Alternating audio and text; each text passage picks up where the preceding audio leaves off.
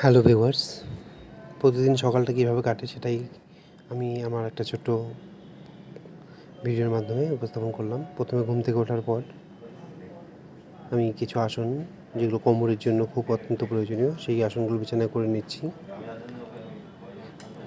করে নেওয়ার পর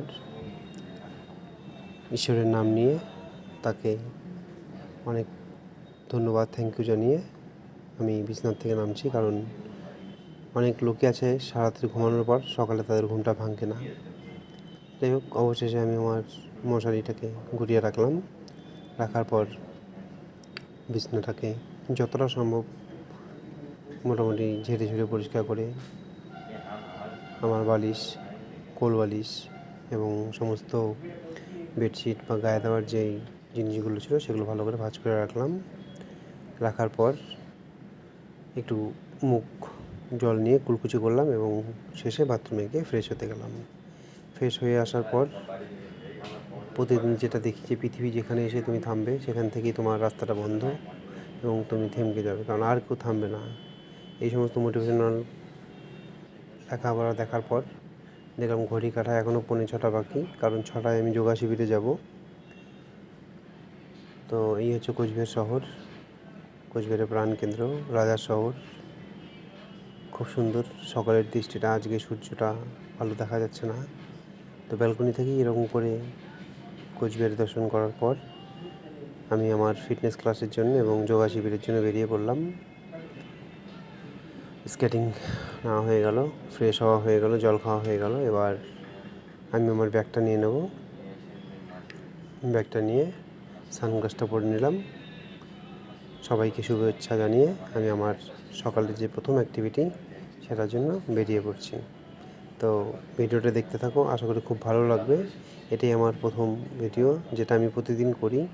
তারপর যেহেতু রাত্রি সিকিউরিটি গার্ড ঘুমাচ্ছিল, তো সেই ক্ষেত্রে আমি আবার মন্দিরে প্রণাম করে আমি আমার মতন বেরোলাম। বেরোনোর পর লক খুলে সেখান থেকে বেরিয়ে আমাদের যে ক্লক টাওয়ার ঘড়ি রয়েছে সেখান থেকে এভাবে সুন্দর করে বেরিয়ে আমি আমার গন্তব্যস্থলে রওনা দিচ্ছি।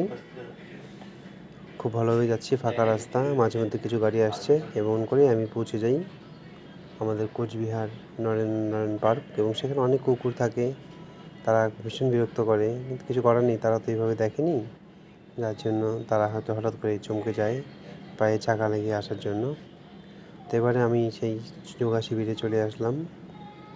সেখানে মোটামুটি প্রায় 70 থেকে 80 জন সিনিয়র সিটিজেন আমরা একসঙ্গে যোগা করি। আর আরও মজার ব্যাপার হচ্ছে, সামনেই আমাদের যোগা দিবস 21 জুন, আজকে 19 তারিখ। সেই যোগা শিবিরে সবাই বসে গেছে, প্রচণ্ড বৃষ্টি হয়েছিল যার জন্য জায়গাটাও খুব ভেজা। ঠিক এমন অবস্থাতেই আমরা আমাদের প্রাণায়াম শুরু করি। বিভিন্ন ধরনের স্টেপ বাই স্টেপ আমাদের করতে হয়।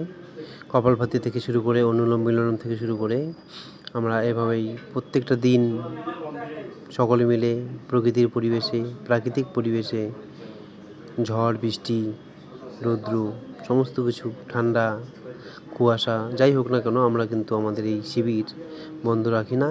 কারণ আমরা জানি যোগের উপকারিতা কী এবং যোগ কতটা মানুষের জন্য প্রয়োজন, শারীরিক এবং মানসিক সমস্ত দিক দিয়েই।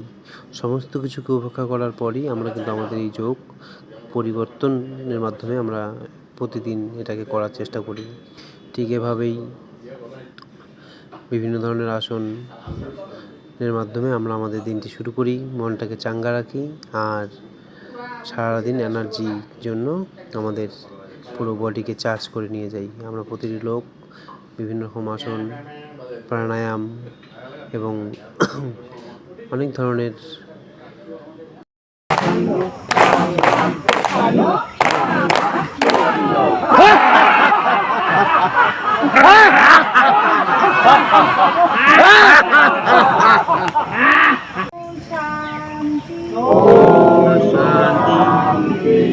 अंतरिक्षं शांति,